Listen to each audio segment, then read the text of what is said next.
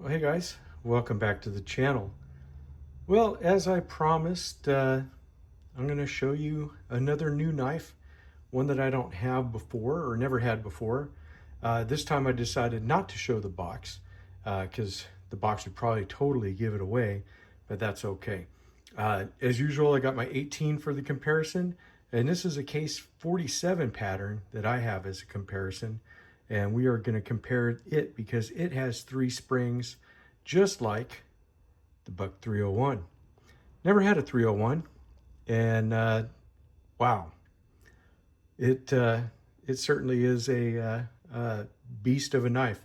Here is the Buck 303 Cadet because we should have its smaller stand-in for it also. All right, so let's go over the Buck 301. It's a 3-blade Stockman. Does have the 3 springs on the back side of it. So each knife being on its own spring, it does not have to have any blades that are bent over like on the 18, which is a 2-spring knife. Look at the stock on these blades. I mean, this is a really super thick knife, but not that the 303, I mean, it has pretty good size blade stock for it, and it's 3¼ inches. So definitely a step up on this guy. So let's take a look. You have these beautiful saber ground blades. Here's your main clip blade.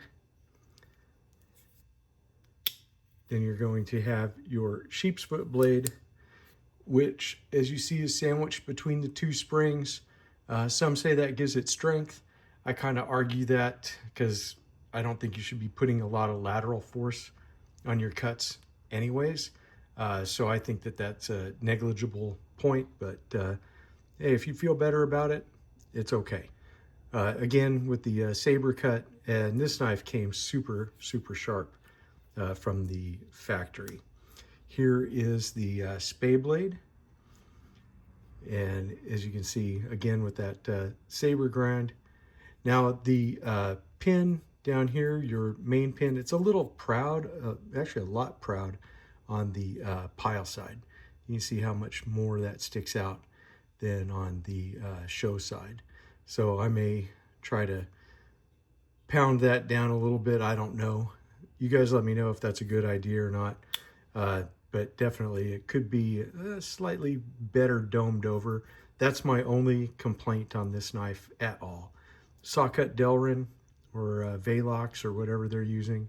Of course, you have the famous hammer knife and bolt badge on these. And just a fantastic knife.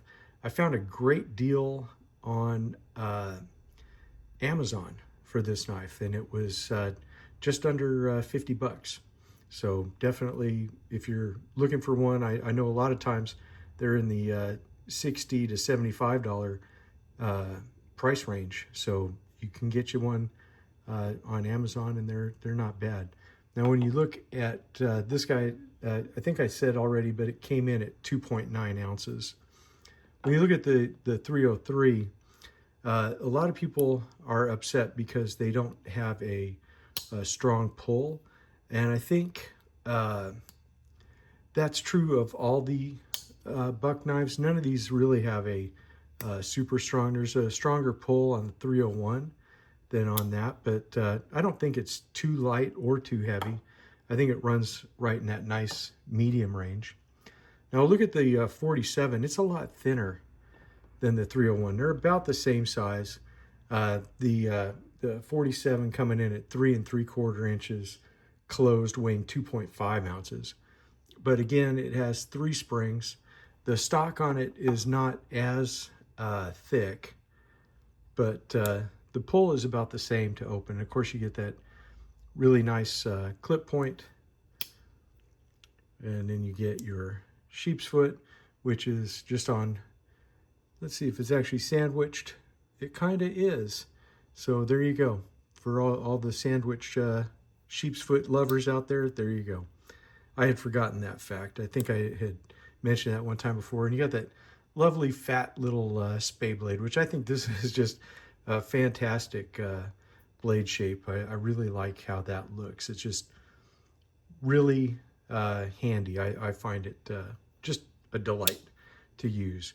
But again, no blades that are moved over like on the sheep's foot that is there. So you can see how much that blade has to be bent over or crinked to fit between the other two blades.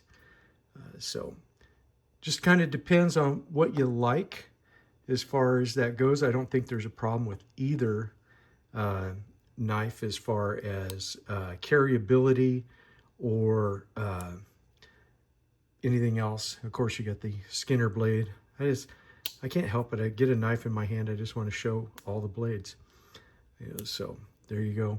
And the difference, this one's not quite as bulbous on the end as the 47.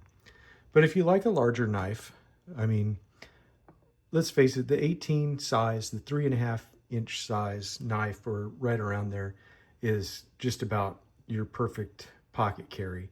3 3/4 is not going to be too bad. Of course, the 3 1/4 is just delightful knives in that area. And this one is not bad for a big knife. It actually carries pretty well. I don't know if it's the square bolsters that help, but it definitely rides pretty well. Of course, I carry mine in a slip, but that's just me. I've gone to slip carry for all of my slip joints for over, I don't know how many, couple of years, really since I started YouTube. Before then, they were just slam right in the pocket and that was it, so it's just definitely a different way to carry, but it is comfortable. But yeah, there you go. Buck 301. Finally got one. Tom, I have one.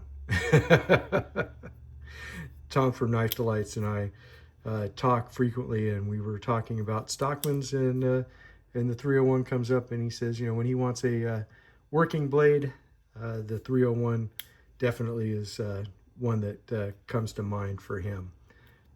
Great blade, very comfortable. All the blades, none of them really stick up. No problem using any of them. Lots of room for your hand, so you can definitely do a lot of good work with one of these knives. I'll have to borrow my friend Ken. He has a 371. Maybe I'll have to borrow that and give it a comparison between the 301 and the 371. All right, guys, well, that's it for this one. I hope you enjoyed it. And like I said in the last video, if you have any suggestions of a series for the summer that you'd like to see, let me know, and I'll take everything into consideration, and then we will see what happens then. All right, guys, take it easy. We'll talk to you later.